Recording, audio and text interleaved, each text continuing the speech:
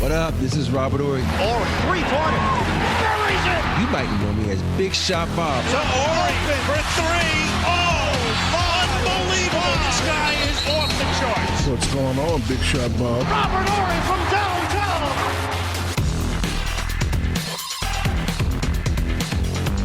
Well, let's say we've huddled up and done this 153 times. It is the Big Shot Bob podcast. B-Dog Brandon Harper. I'm Rob Chenners. And the best role player in NBA history. Robert Ory. We were talking before we started. Some dude made a video of you on YouTube. Yeah. Can you? I haven't. You just texted us like literally a second ago, like as the show opens rolling. So obviously we haven't had a chance to watch it. But what did this guy do? What is this? It was weird. He did a deep dive video, covering me almost year by year, talking about all my big shots and talking about the contributions to every series to help, a swing series of what I did to swing a series and win it, even down to the Steve Nash bump, where he literally said, I sat back and thought of what can I do to get Phoenix to lose? Like,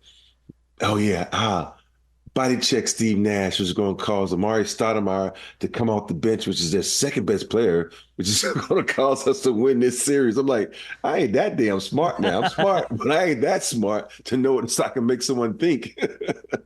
So it's really good though. You'll check it out. I'm going to share it on our social. We'll put it up on our social media. Mm-hmm. This video. Do you know this guy or just a random dude? No, just some random guy. Random dude. Yeah, some random guy, and I was like, okay, and it's I sent it to my mom. She was on her way to the post office, and she said I couldn't get out the car because I was smiling, laughing, crying, all the emotions. She was like, it was one of the best videos she's ever seen. So that's awesome. Yeah. So big ups to I think his name was Clayton or something like that. We'll find out. Maybe we get him on the show. Jesus. Yeah. Seems to know more about you than we do. Yeah, his name is Clayton. Seems to know more about you than you do, actually. I know it, right? He's giving you credit for shit you didn't even think of. He's like, yeah. I was like, did I do that? Totally did that on purpose. Yeah. I'm like Jaleel White and Urkel. Did I do that? No, God. Harp, how many random people have made videos about you for YouTube? Anybody? No? Nobody? None that I know of. I hope not. They on that other tube. Oh yeah. Harp's got an OnlyFans page or something. Nah, I don't have one of those. All right. Well, man, good Lord, we got a lot of stuff. We're gonna play a game called. I hope we playing Monty. Oh, I thought you was about. I got Monty. Man. No, I got Monty. I feel bad, man. That's the first time I felt bad for someone. I got Monty. So this was at the end of the Pistons-Knicks game, which I watched.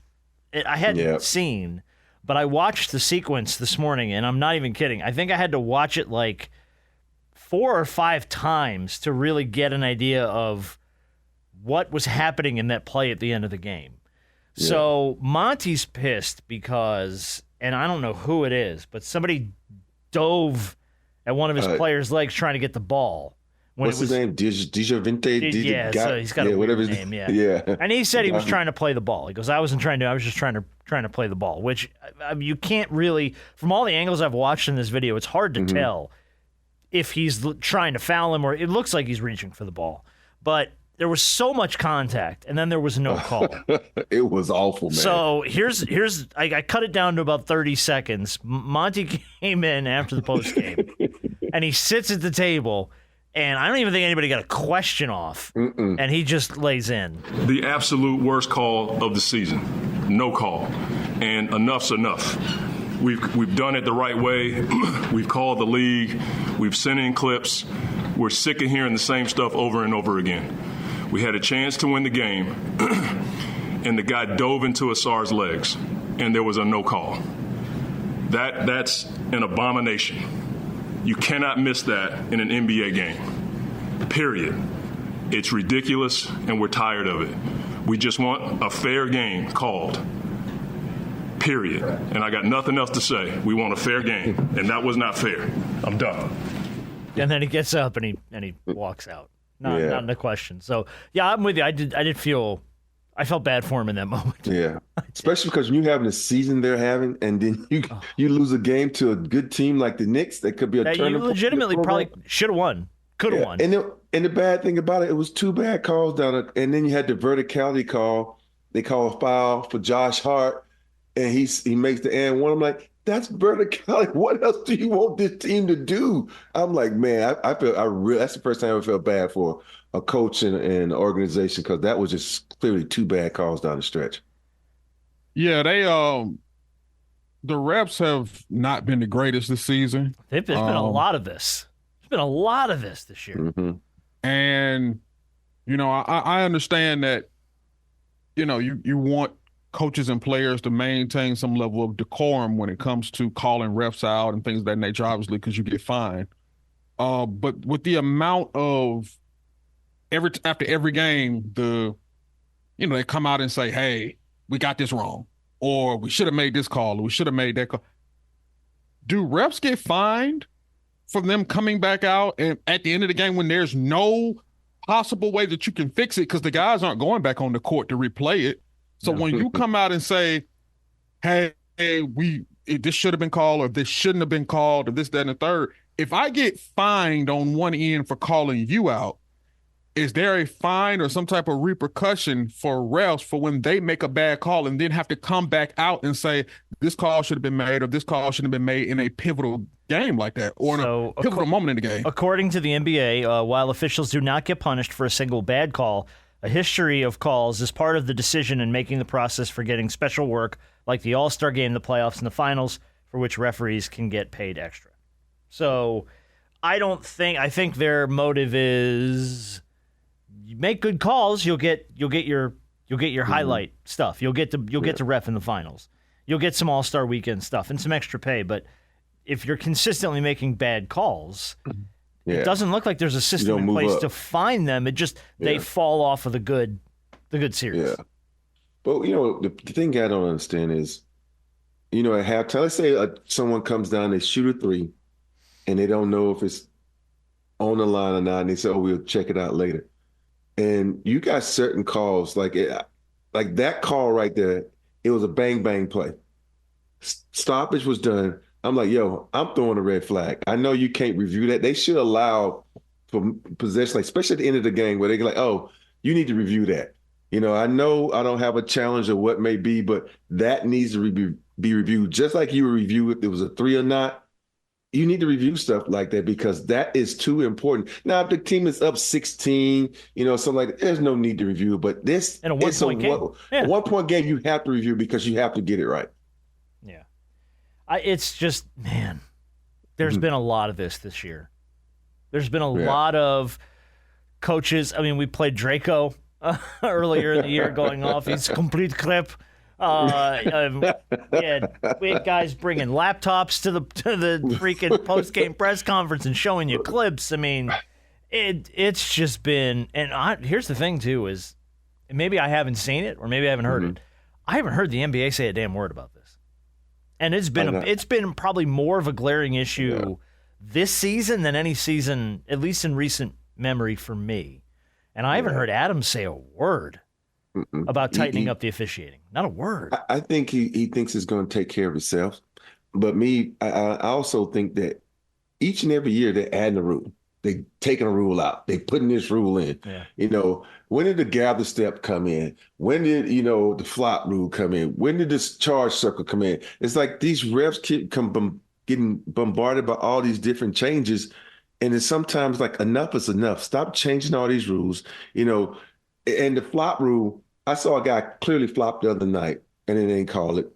And then you had a call where a guy just kind of do this and they called a flop. It's so many inconsistencies in how the refs ref, because everybody views it a different way. And they need to just take some of these rules out so the refs can really concentrate on one thing and be like, okay, I'm going to get this right because I don't have to worry about this other BS.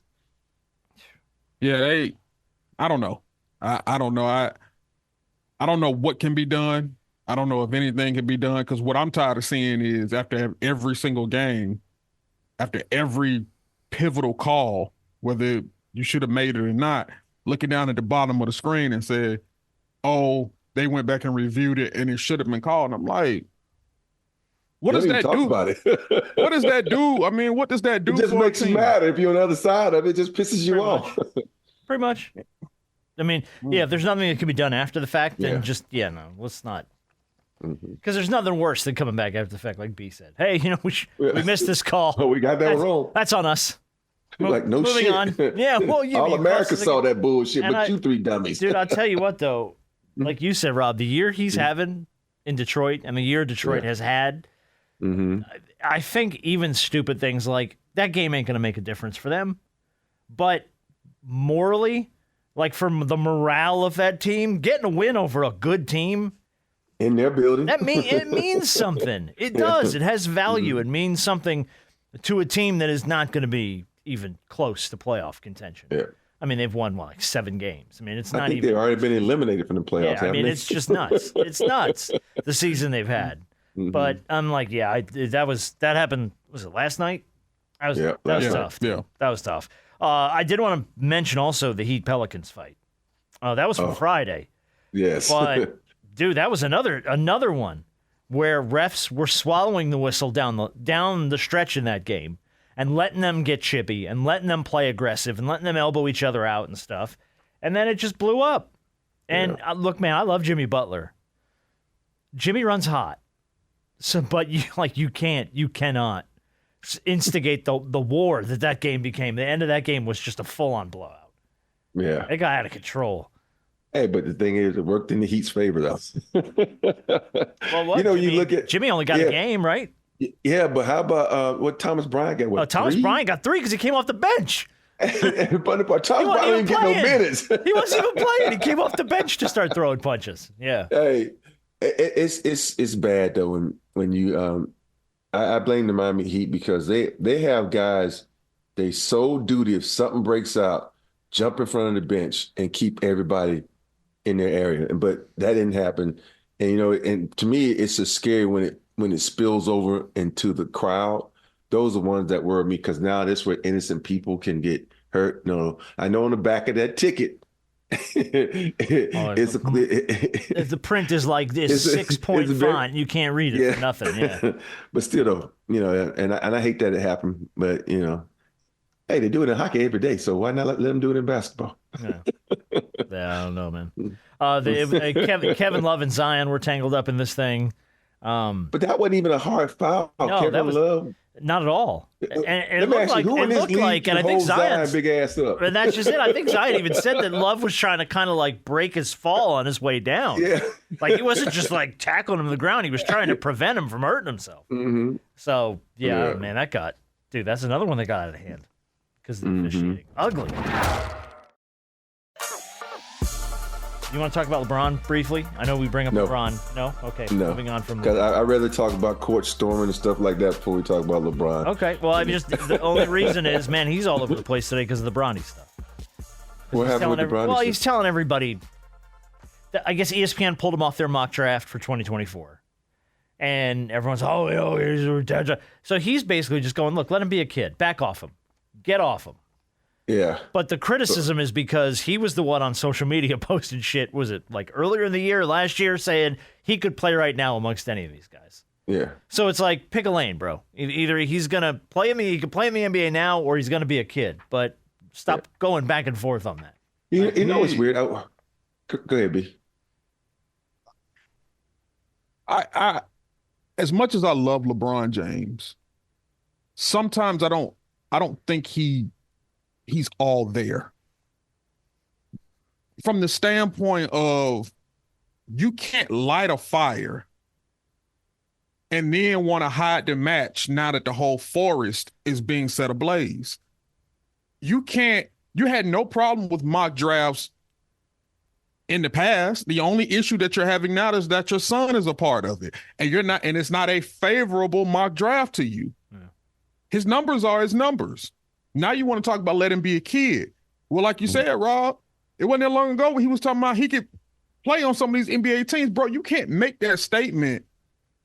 And then when the results of whatever he's showing on the floor show up in the mock draft, which a mock draft ain't 100% true. It's not an indication. They're more or less meaningless. They're just shit for ESPN to talk about. That's all it is. Yeah. It's just content. and obviously we're talking about it now, so it's doing its job, but we got a job to do as well. You can't, come on, dog. You can't do that just because he has James on the back of his jersey. That's not that's not an indication of what his career is going to be like. Jimmy Butler, they put him and Jimmy Butler's numbers like side by side, and where Jimmy was at a certain point in time, and Jimmy was probably like at the same place in a sense. And so they're trying to compare, and I'm like, well, don't do that because he ain't Jimmy Butler yet. Or we don't know if he'll ever have the career like Jimmy Butler. But at the same time, you can't do this. You can't consistently throw the stone and then hide your hand. Yeah. You can't do it. Yeah. The thing about it is LeBron, I mean, I should say LeBron Jr. because he had James Jr. on his jersey. Went to the UCLA USC game the other day, and I was watching him. He doesn't get no burn. He's very talented. He's playing behind two guys that are really good. And the one freshman that's supposed to leave and go, I don't remember his name, but Collins or something like that. Okay. So if he just waits 1 year, then the next season is all his because he was doing some really, really good work out there, but he doesn't, he's playing behind someone that's better than him. And he just needs to wait his turn. And then next year, USC is his team.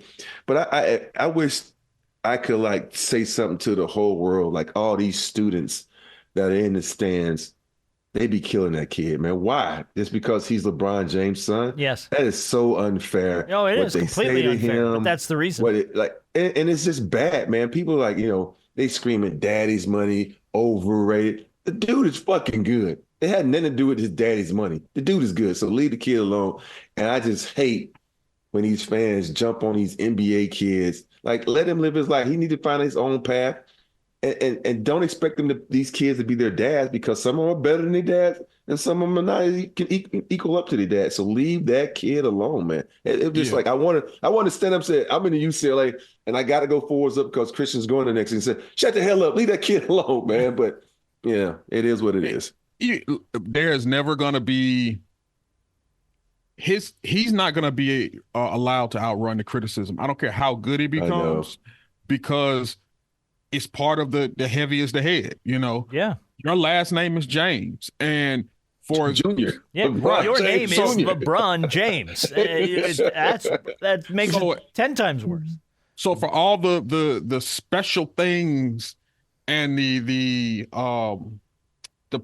gifts and everything that comes along with having that last name, you at the same time you can't accept that without accepting the other side of that coin. Hey, you're a James. It is what it is. It is what it is, but it's just I feel like it's unfair for people to just beat him down because who his father is. Yes, and it's also the reason why a lot of kids of pro athletes don't often follow in their parents' footsteps because it's really hard, especially if your name is LeBron James Jr. Now, if he went off and played football, this would be a different conversation about this kid. Now, he'd still be LeBron's kid, but he wouldn't be trying to play the sport his dad has literally dominated for 2 decades. Let me tell you what they would have done if he went to play football. LeBron played football in high school. They would have been pulling up LeBron's numbers clips. versus his numbers, and yes. If LeBron would have played football, would him and LeBron played on the same team? Mm-hmm. And is LeBron going to leave the NBA and go to the NFL? LeBron put no 20 years in football. So, hell no. Nobody plays 20 years unless you're Tom Brady. You don't play 20 years in football. Yeah. It'd be different. It wouldn't be as much, obviously, because they don't play the same sport and they're not in the same league. But you're still going to find something there just for the simple fact that name that you have on the back of that jersey, it weighs a ton. Yeah, it does. Yeah. He's not your average kid. It comes with baggage. That's one of the things with my middle saying, right? With Cameron, this was funny. He was telling me a story. He's in town visiting. He was like, one of his friends came by his apartment and he says, I couldn't find you on the thing. He says, what did you look? I said, I told the dude Cameron lives here. I said, dude, I have to use my government name. My name is Robert, dude. He says, your name Robert? He's like, yeah, dude, my name is Robert Cameron Ori. He's like, I didn't know your name was Robert. Because we've never, ever called him Robert. He's always been Cameron his whole life. So all his friends, one of his friends, damn, I never knew that dude. He said, "What kind of friend are you, man? You don't know No, my it's name, okay. real name." I had friends for years in college. I only knew by their nickname. There was a friend of ours named Cotton. I didn't know his name. You could on a bet. I was good friends with the kid on a bet. I couldn't tell you his name. I know his name now. It's Jason, but I didn't know back then. I knew the kid for years. It was Cotton. It's my buddy Cotton. Yeah, no, you're right though, B. That name weighs a lot, man. And let me ask you a question. Do you worry about this at all, Chris? No, I don't. I know he's not trying to be you, and obviously you guys play very different games, but his last name is still on the back of that jersey. I know, and it's weird. And sometimes I do, because when I'm in the stands, like it was 2 games ago where they were just saying that you're not your father, and Christian hit a 3 and says, "I'm better than my father." And so I'm like, that's what I'm talking about. Talk shit back to him. So yeah, it doesn't bother me, man. I mean, we had that conversation. Right, you do your best to not. Yeah. I said the biggest thing is you're going to have to block out the outside noise. And every athlete has to learn how to do that, to block out the outside noise and be who you are. I said, you're going to be better than me, so go out and do your thing. You're already better than me, so I'm proud of you regardless of what you do in your life. And here's the thing, like, when you look at a lot of sons of these NBA stars, you see like a lot of the separation, because you don't hear much about Carmelo's son, Kiyan. You haven't heard a lot about D-Wade's son, Zaire. You hear certain things, every little whispers about, the Boozer twins or Gilbert Arenas. Like, these are sons of prominent former NBA players that you don't hear a whole lot about. And then you have LeBron's kids, who obviously, because their dad is still playing and he's still the face of the league. He's been face of the league pretty much since he came in the league, where it don't matter what even their little daughter, like, is she getting some airtime? Like, I mean, obviously she does other things, but the princess is getting a lot. Obviously, Savannah want to stay out of the spotlight as much as she possibly can, but that's Savannah. She does other things, whether it comes to modeling, whether it comes to fashion. It's hard to stay out of that when you have that kind of name on the back of your jersey, no matter how much you want to. And obviously, Melo is a former and future Hall of Famer. Mm-hmm. D-Wade is he in yet? Is D-Wade in the Hall of Fame? Yeah, he went in okay, year before. Yeah, son of a Hall of Fame. Like these, but those guys. Zaire's what, like 5-6 years past high school, college. He's moved on. Yeah, but even with that being said, just hearing their names being the sons of Hall of Famers or future Hall of Famers, but compared to LeBron, Gilbert's son is really good. I know he's averaging about 35 points a game. Carmelo's son is really good too. He's playing extremely good. And it's so weird to be in this high school circuit now. So you hear about all these sons, and you watch them play, and you see, how much work they put in, and you just hope that they can, get away from being their fathers and just be them, and not be attached to their guys, because each person has a different game. Carmelo's game is nothing going to be like his son's, and I will say Arena's son and his game are kind of the same, because they're on the perimeter guards and they both can light it up. So everybody, you're not going to be this, if Christian was 6'9" like me, I would expect him to be just like me and better, but it's hard to duplicate the same size as your father. Only ones like that are the Boozer twins, except the oldest, the youngest one. I don't know the ages, but they're twins, but one is like 6'10", 6'11", the other one's like 6'6". So, the one has the exact body of his father. And so he plays like his father, but he's way better than his father was at this point at his age. But yeah, these kids are coming up. So you should be proud of these kids, that these kids want to follow in their father's footstep and try to, hope they blaze the same trail. I think I'll say this. Oh, go ahead. Mm-hmm. Oh, go ahead. No, go ahead, James. No, do it. And we always say this, God rest his soul. But and God rest her soul. Gigi, if we're talking about kids or former greats, it hurts, because could you imagine, like she's in this conversation as well, just on the trajectory she was headed, when it comes to college and when it comes to being the next great WNBA player and just being the daughter and being the child of Kobe Bryant. You see what I'm saying? You want to flip it? You got Zach Randolph's daughter is a beast. You got Shaq's daughter. Shaq's daughter, beast. Miara. Yeah. She's going to Florida. So, you got some daughters of some former NBA that are on the horizon that could change the league and be some beasts too. So they talk about the rise, and obviously college basketball has kind of exceeded the WNBA in a sense when it comes to, just news and just the players that they cover, spotlight. Mm-hmm. And so they're talking about, and I heard, Arenas talking about this the other day. He's like, if you want the WNBA to go to the next level, you got to allow these girls in college who have these storylines behind them come out of college earlier. You got to allow them to come out of They can go hardship. Well, he's saying that they can't come out after they can come out of what, after a year? Yeah, they can come out. Well, the thing is, but how many have been that good to come out though? Maybe Juju is coming out. Caitlin. But they trying to get Caitlin to stay one more year. Yeah. So they can come out, but you got to think about it.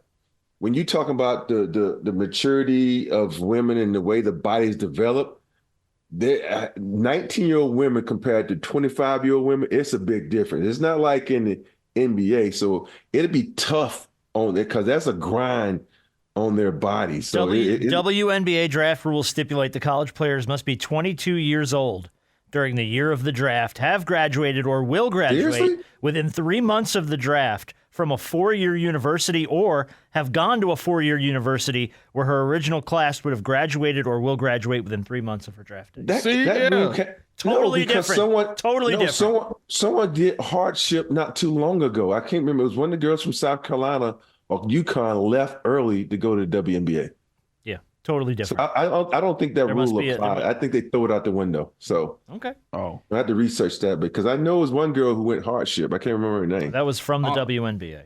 Yeah, I just but yeah, those are the type of things where you look at the WNBA talking about how do we make it better. A lot of these girls, especially now with NIL, hell, they make it. They ain't gonna leave. Yeah, Caitlin Clark coming back, man. She's gonna come back for a 5th year because why would you? Why wouldn't you?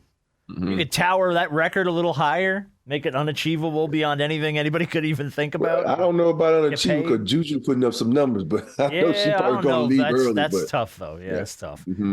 Juju needs to leave early.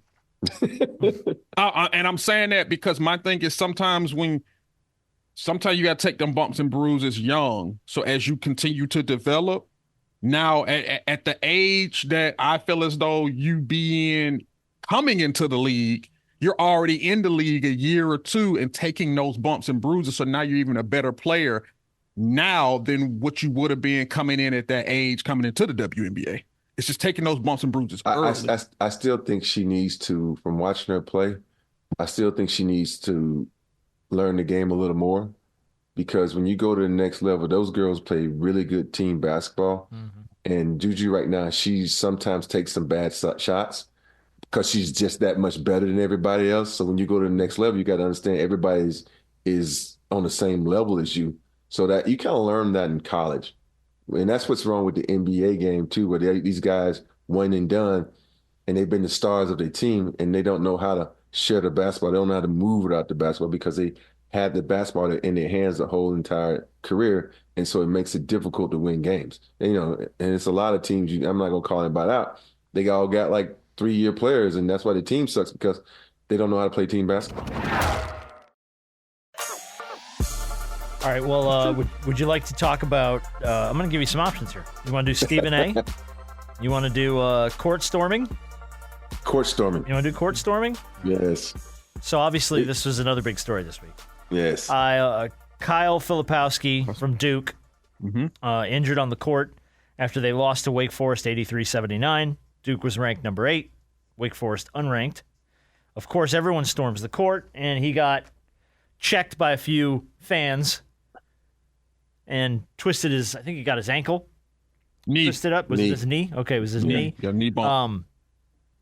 And I seems as though he's going to be okay, but the idea of the fact that a player who's got very big upside and Duke sitting at number 8, potentially having to lose him going into March because fans stormed the court. Yeah. And that's the quickest I've ever seen fans storm the court. I mean, like, they were on the court so fast. It's like, it's almost like, when you get to a point like that, it's almost like, it's like 1 second left.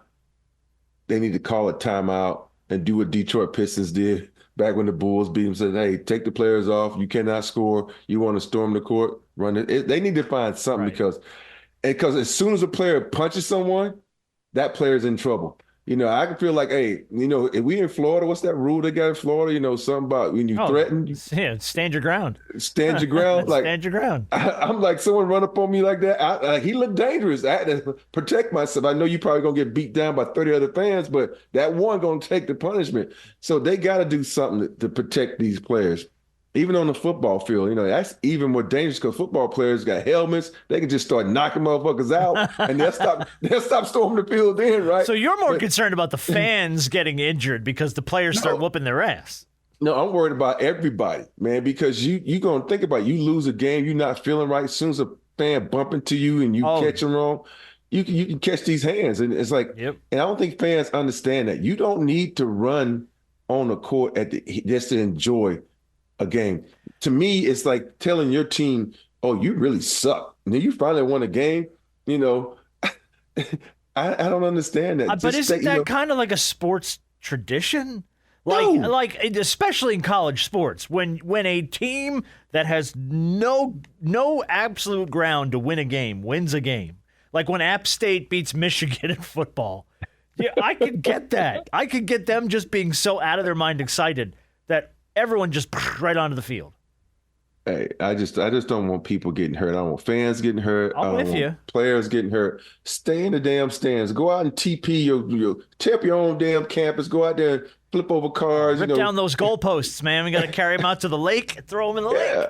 Again, you're going to be like the guy. Just don't be that guy from Tennessee that gets hit in the head by the goalpost and pass away. Right. This is what I mean. Like, it's all fun and games until someone gets hurt. Yeah, no, I get it. I mean, that I can't, and I don't remember. Maybe I'm wrong. I don't remember ever seeing a story like this though, where a player got hurt from fans storming the court. I don't ever remember that happening. A week ago, the girl knocked down Caitlin. Think about if you hurt Caitlin, the face of the NCAA women's basketball, hands down. And I was like, I guarantee if she'd have got hurt, there'll be a rule right now. But the fact that nobody's really got seriously hurt, you think about LSU got fined $100K for when they stormed the court. Yeah. Mm-hmm. And the funny part, Angela Reese was the first one out there. I'm like, so I find these schools $250,000. Yeah, watch how fast. Yeah. And watch how fast. Not $100K. $100K, these big schools like LSU, they can afford $100K. Here's the thing. Depending on who those schools beat, because obviously you're only going to storm the court if you beat certain teams. Like certain teams only, like any unranked team that goes in and beats Duke, they're going to storm the floor. There's a very good chance. North Carolina, those type of teams. Those schools don't care about that. They don't care about paying that little fine. You know why? Because if we just beat Duke or North, perfect example. Here at Georgia Tech, and in Thriller Dome. First North Carolina a few weeks ago. They beat them. Guess what happened? Court storm. Mm-hmm. Best believe it. I got it all on camera. I saw it all right there. It happened. You know why? Because that's the University of North Carolina. They came in ranked the number 3 team in the league, in the nation. Georgia Tech is unranked. That's going to happen. And guess what? Schools do not care about paying that little $250,000 fine. They wipe their butt with that money. Yeah, but when it keep happening, you're gonna be like, well, that's the thing. I think his point is, how could it keep happening? It's not going to keep happening. It will happen once in a blue moon to one school here and there. But it's just going to take, like, I wish they would have, did something after that kid from Tennessee got killed and put it more out there that you cannot do something because this is the results of you storming the field. And they just, it's just, you just have to protect the people involved, players, fans, because think about it. You have hotheads. Think about it. What's the kid from Detroit Pistons? Imagine if he was in college. Oh, him. Yeah. And you run, and that's his best friend on the team. He about to kill some people. He about to knock about 3 or 4 people out. Yeah. And now he's gonna get a lawsuit, but it's your fault. Yeah, but you're on the court. Yeah, and that's right. You're down there.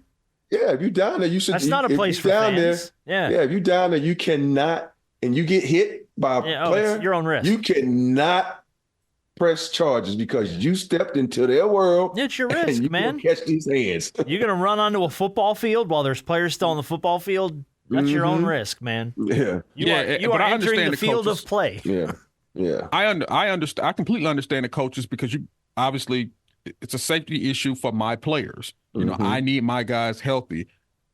Unfortunately, I just don't think there's anything that you can do about it because you're not going to catch all those kids. Yeah. Oh, well, no. If there's like a fine you can see it happening, though, because when the kids start coming towards the court, like in that instance, you can see the kids already coming to the court. And it's almost like you, as a coach, you see that shit, you got to say, you got to call a timeout. Yeah. The refs have to call a timeout. Yeah. Get your players off. And you just say, hey, we're going to just, do like the end of games when you're up 30, you just let the time run out. And then the fans can storm the court. But when the fans storm the court, it's just putting players at risk because that's not fair for players. These are innocent kids playing, and all you dumbasses run the court and run over these kids, And it's always someone like streaking. Where the hell are you going? Why are you running that damn fast? Where are you going to try to get to the middle of the court? Is there a prize at the middle of the court? No, there isn't. And it's just when I looked at that situation, I just knew he had tore his ACL or something. The way that kid hit him, in What's the way his status? Went to the sky. Is he going to be okay? I thought I saw something that said he was going to be all right. Yeah. And he handled it very well. In his interview, he was just like, I understand, they beat us, and that's the reaction. And I'll be like, man, next time someone's gonna catch these hands. Dude, I don't blame him. Yeah. I mean, but that's he's still sore. That was the last update I saw. But it doesn't look like there's any, at least I haven't heard of any major long-term injury. But you have to consider the fact that what if? What if he tore his ACL? Yeah. What the hell? Yep. I mean, God, it would be, forget it. The NCAA would have to. That's the other thing, too. The NCAA, at what point are we going to just admit this is kind of a sham organization? You got to step in and do some shit, man. You got to. Oh, we've been admitted that. Well, yeah, I know that. But it's like, but we continue to just let them be the boss, but they're like the absentee boss. They're never around. They never help. They never respond. Only when they got to come out their pocket about something. Oh, it's going to cost us money. We're gonna find a kid for something really stupid, for something really freaking stupid. Yeah. But yeah, I think the hardest thing about this is what do you do? Yeah. That's the hardest thing. Like B said, how do you put some kind of an answer in front of schools, in front of fans, in front of everybody that makes sense? Because I really do believe, I'm with B, when you have that moment as a student body, dude, it's exhilarating. You want to, I don't know what you get from storming the court, but everything in your body's like, I'm going to run out there and celebrate. But when it comes at the expense of a kid's health, or anybody's health, that's some shit. You was a little kid, like anybody in my area, you get hit, it's on you. Every player start doing that. This anybody is my bubble. You come into the bubble and you get, It's like when you were a little kid and you're just like, I'm going to just kick in this direction. And if you run into my foot, that's on you. Yeah. We're all 8-year-olds. Yeah. B never did that. He was a nice kid. Look at the eye roll. You felt that through the computer. Shit. All right, we got a couple more quick things here, and then we'll move on to Big Shot of the Week and then our game. Do we want to? We can punt any of this to shoot around if you want. Did you want to get into any of the Stephen A. stuff? I didn't see the Stephen A. stuff. So Stephen A. and Stephon Marbury. Actually, it was more Stephon Marbury than it was Stephen A. So Stephen A. went after Zion again this week for his weight. I saw that. Oh, okay. Yeah. So I'm going to play the clip. Here was Stephen A.'s take on Zion. This was on First Take the other day. Zion Williamson, it's not about his game. It's about how many burgers he's eating and whether or not he's going to be in shape, or is he going to keep eating McDonald's and have chefs clamoring for him to come to their restaurants. That's what he has to prove, that the chefs don't love him any longer, okay? That he's committed to playing basketball and being in shape. So he obviously takes the cheap shot. I think he was trying to be funny. But this comes on the heels of the thing we played a few weeks ago. He's fat! Where he just roasted him on his podcast and said he's fat, he saw a belly, and all that stuff. So Stephon Marbury comes out this week and says, when are we going to defund his voice? Yeah.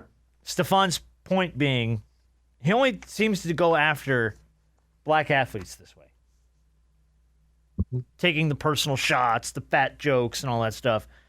That was Stephon Marbury's point. Yeah. And I don't obviously, I can't really speak much to that, but do you guys feel that way? I don't watch Stephen A. enough to know who he goes after.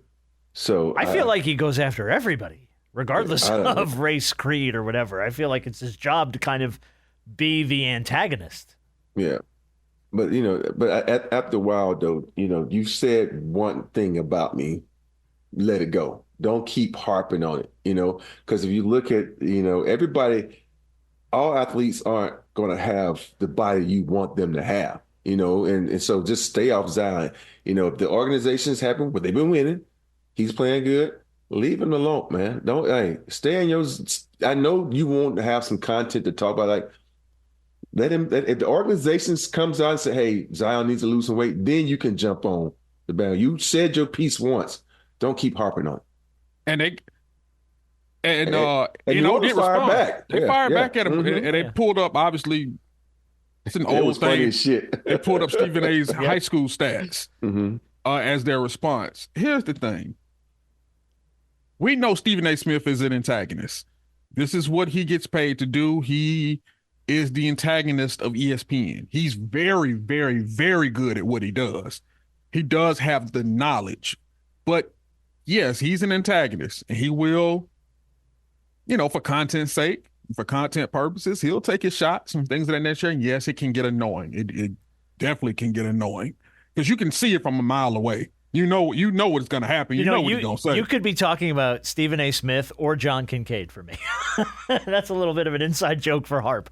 But the guy who used to co-host Shaq's podcast with Harp and I, his name's John Kincaid, and he used to work here with us in Atlanta. And John had that same approach. A lot of times you knew he was going to take the cheap shot, and you could see it coming. And you almost couldn't get mad at it because you knew it was coming.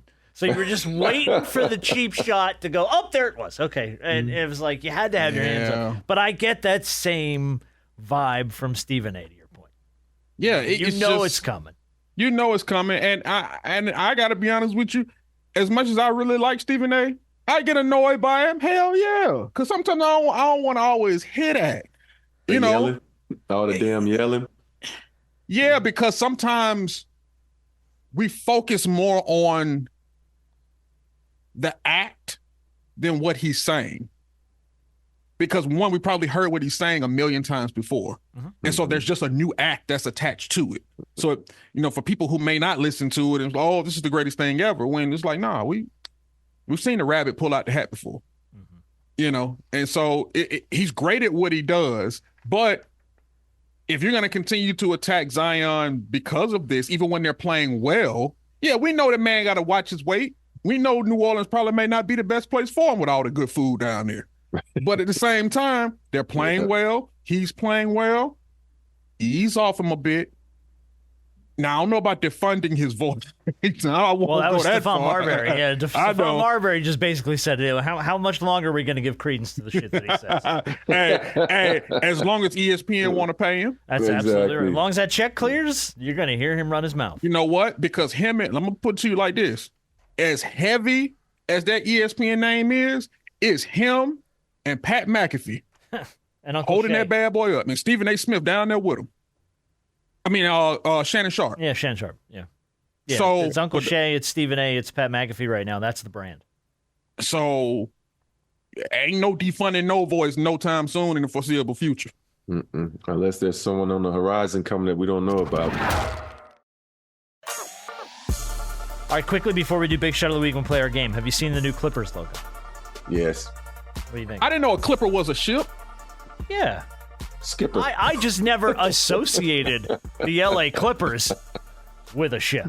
I never drew the correlation before. I knew a Clipper was a ship. I said, what in the Carnival Cruise Line is this? Yeah, it was, didn't it? Didn't it? It's not even like, and here's the thing. You didn't pick like a sailboat, which is what a Clipper is. You put a fucking yacht in there. No, you didn't put a yacht. Bomber luxury yacht in the middle.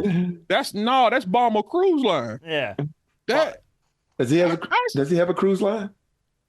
No, but I wouldn't. I'm like, he got a shit ton of money. He might, But I'll tell you what, man, it feels him. very highbrow, I did not know a Clipper was a Thurston boat. Howell. Yes, it's very Thurston. Now, like, put that logo on like a yachting shirt or something. You know what I mean? Like, that is just, oh boy. But you got to give it to Ballmer. He's trying to be creative, trying to do something different. Even with the mascot they had, I'm like, they have the Pelican, and the Pelican's gonna go sit on the yacht, and now he has it all. Now, Wait. What is that mascot? Wasn't it like some type of bird? It was some bird. I don't know, brother. You in L.A. You in crypto more than I am. I represent the Lakers. I don't know but you there. I'm pretty sure you've seen something. It's a condor. A condor. Chuck the Condor. Hey, Hatched in Los Angeles back in 2016. He's got a 10-foot wingspan, and he wears the number 213. Really fast, right? I think it disappeared. It was come and gone, man. It was a fast. Here you go. Let me see if I can. But you got to think about this. You're leaving. About to say Staple/crypto. Oh, I have seen that before. I'm glad they got rid of Condor. Yeah, I'm glad he flew away. Yeah, his ass is new arena, new uniforms. You had to come. You trying to rebrand them. So I get what he's trying to do, because you hadn't won. You might win this year, if you can stay healthy. And so now you got to go into this new building. You need new branding. You need new money because. Oh, he does. I'm not knocking the brand, the move. I just was like the leaning in heavy on the ship thing. I didn't really. Yeah. It didn't gel for me. I'm just glad he didn't put them on the uniforms though. Yeah. I mean, he kept just changed the font basically. And the Intuit Dome and everything they're doing. I mean, look, I'm sure that stadium is going to be incredible. And I agree with you. I think that legitimately, if there's a year where you could look at the Clippers and go, well, maybe this is maybe a year that they could make some noise if they could stay healthy and keep playing the way they're playing. Man, Go ahead, B. No, go ahead. I said, how good would it feel to have double fuck you money? Because that's what Palmer has. Oh, my God. No, yeah, like triple. I mean, dude, anybody that was tied up in the beginnings of Microsoft and Apple back in those days, they got fuck you money beyond anything. Yeah, people who have fuck you money go, I wish I had his fuck you money. I think he's top 10, and I think he's like the, I don't know, richest people on earth. The richest man in the world or something like that. Yeah. And I think he's the richest owner, I believe, in the NBA. Or is it the Nets owner? I thought it was the Portland owner. Oh, they're all rich. It doesn't matter who's the richest. Maybe. When you get to when they stratosphere, they all got billions, man. Ain't nobody up there. There's like 7, 8 of them that are just like, who do you want to kill? I do believe this. Go ahead. That Intuit Dome, that is going to be a tough place to play. I do believe that, and I'm being completely objective. I do think with as good as this Clipper team is, that's going to be a really hard place to play. You start talking about, home court advantages, because now they actually can create one. Minus obviously, Why? You said why? Yeah, why are they going to be all right? Why is it going to be home court advantage? Well, because now I want to say, because I think they're already a tough team to play. And obviously you're creating your own, you have your own everything. You now have your own arena, you've rebranded, you have 2 stars going into that building. I'm assuming that crowd is going to be pretty decent. I just think over the years as time goes on, I don't ever think LA is always going to be a Laker town. But I do think going into that building, I think they can over the years create a home court advantage that could I don't think be pretty so. Scary. You don't think so? I don't think so. But number one is you moving where the Lakers used to play. You still, the Lakers played 2 blocks over. I mean, it might be one block over right there. So you in Inglewood. When you say Inglewood, you think of Lakers. No, it's true. And so now you coming into Laker Town. I think the first couple of months, because, you know, when it's new and shiny, everybody wants to go see it. Unless they really start winning, I don't think they're still going to have home court advantage, because it's not a Clipper town. It's a Laker town. What kind of numbers do they get right now at Crypto? Do they don't do all sell right? out. They don't sell out when they play New York. They play, you know, Philly. They mostly sell out when they play the Lakers and the good East Coast teams from Boston, Milwaukee, Philly, and everybody else is a no-no. Maybe Miami, because Miami has a huge following out here. But LA is such a unique city where obviously the history and everything with it being the Lakers, it's a Laker town. Yeah. But the Lakers are not the better team in that city right now. And the fact that they're still the ones, and they're going to sell out because they're the Lakers. But then you have the actual better team currently in the Clippers, who are kind of like the redheaded stepchild. And you know what I'm saying? They ain't won that, man. Until they win a championship, nobody's going to jump on that ship. You're right. Clippers are 12th in the NBA right now in average attendance, averaging just over 18,000 fans a game. You smack dab, you're pretty much in the middle. The Lakers are 11th. Oh, wait a minute. Good Lord. So they are neck and neck so far this season. The Lakers get 2 more extra fans. Yeah. But here's a part, though. You got to understand. How much carryover between those two? Laker tickets are 15,000. Clipper tickets are 2,000. So that's why the difference in attendance. Which one can you afford to go to? I can afford to see the Clippers. Yeah, exactly. Can't afford that Lakers shit. Well, you guys, what? When you're in the Intuit Dome with the fancy yacht on the shirt, yeah, you ain't going to be able to afford that Clipper ticket no more. Exactly. So now we're going to see what Clippers fans are really worth. The All-Star game is there in 26. Yeah. Yeah. Is it 26? Yeah, I think it's 26. Yeah. Well, we'll see. All right, we'll kick a couple of these topics to shoot around. We do an extra show on Friday, in case you didn't know. The shoot around will have a few extra things coming off of this week's show. To save, I do want to give Big Shot of the Week and play our game. Big Shot of the Week is going to go to 2 unnamed New York City traffic officers who over the weekend saved a man who had fallen onto the tracks and hit his head and was unconscious. They released the body cam footage. And it is wild, because this is like the scariest thing in the history of the world to me, is the idea of falling onto train tracks when there's subways and shit. Mm-hmm. But these 2 guys got down there with the help of some strap hangers, and they were yelling at, give us a wave if there's a train coming, tell them to stop. I mean, they got down on that track, and I think 3 or 4 of them got that guy off of that track before the next train rolled up. And that, to me, is terrifying. Yes. But here's your fact of the day that comes with it. In 2022, there were 13,065 known subway track incidents in New York City and 88 deaths. And here's why. People end up on the tracks through trips, falls, suicide attempts, or subway surfing, which I've never heard of, where adrenaline junkies climb on top of trains and try to ride on top of them. I heard about that. I've never heard of that before. That's New York City for you. Everybody think they Tom Cruise. It's Mission Impossible. Look, man. Dude, you watch too many movies. You think you're getting on top of a subway car? Exactly. Get the hell out of here. What are you doing? It's unfortunate, man, but you look, you play stupid games, you win stupid prizes. No one's sitting up here telling you to sit up here and be Spider-Man and hop on top of a subway train. You are not look, I don't care what you think. You are not Batman. You are not Bruce Wayne, and you are not, it ain't happening. I'm sorry. You ain't even Jack Reacher. so stop it. All I think of is that scene in Speed where Dennis Hopper and Keanu Reeves are wrestling on the top of the car, and he just pushes his head up and just takes it right off, right? clean off, and like that. Yeah, that would have no. But big shot of the week to all the guys from the New York City Police Department and the Traffic Transit Authority who jumped down on the tracks and saved that guy's Truly life. putting your life at risk. Dude, that's crazy. Stranger. They probably, I guarantee you, they, like so many other professions, what their job is calling for, they don't make anywhere near the money that they should. Oh, no. True. Like, not even close. Just because of some of the cases, some of them are from pure stupidity. Like, I got to save you from your own stupidity when it comes dumb. to this. Yeah. I got to save you from dumb. Yeah. Give me a raise. All right, let's play this week's game and wrap this thing up this week. So this week's game is called The Next Big Thing.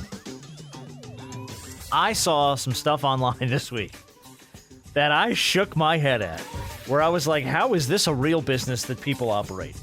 There was a story online this week. Did you see this story? I don't know if you may have. About companies, more and more of them are popping up around the country where you can pay people to cuddle. Like you can cuddle.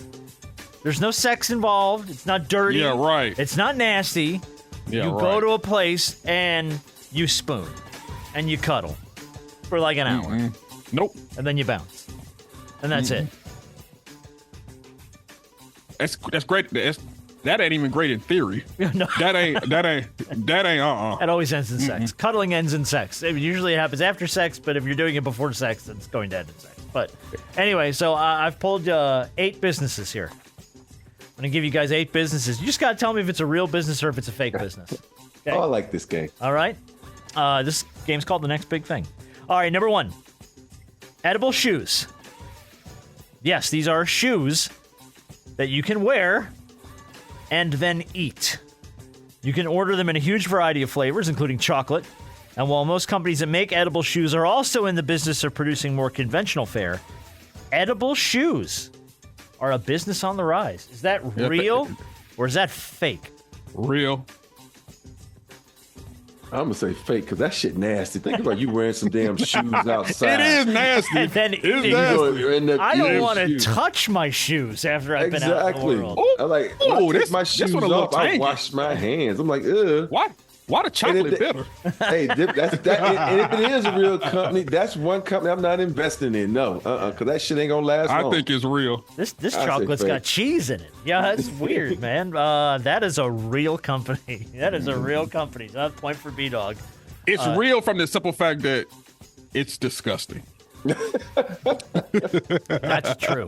That's true. God bless. All right, story number 2. Business number 2. This company is called Knot Again. KNOT. Knot Again. A company dedicated to untangling your worst knots.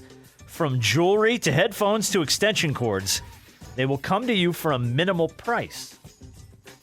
Is Knot sounds- Again real business or a fake business? That sounds too real to actually be real. And that makes no sense whatsoever. Oh my goodness. What world do we live in, by the way? That sounds too real to be real. Makes too much sense. I'm gonna say this is a real company because I guarantee there's a bunch of old people, elderly people that have these knots and they want it done, so they'll pay them to come and do it. My thing is, you don't know nobody, a neighbor that can go get it out for you. The knot too. Oh my goodness. Well, on that note, I'm gonna say for the heck of it, I'm gonna say fake. It's a fake business. It's a fake business. Harv's got the right theory. It makes too much sense to be real. How could it be? If it's dumb, it's probably fake, or it's probably real. All right, next company, Mega Doctor. Tired of going to 10 different doctors? Mega Doctor will cover all of your health concerns no matter the field. Our team of doctors are trained and certified in almost every major medical field. That's why they're the Mega Doctors. So instead of going to like an oncologist and a cardiologist and a general practitioner and a gastroenterologist, no. You just go to the Mega Doctor. They can handle it all in one place. Is that a real business or is that a fake business? I'm gonna go unreal. 'Cause I don't see that many doctors teaming up to split the money up. So you're saying fake. Fake. Mm-hmm. Harp. Mega Doctors.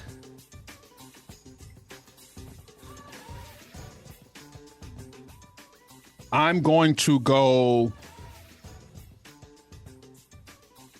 real. Hey. Back in the game, Robert Ory. That is a fake business. That's a fake business.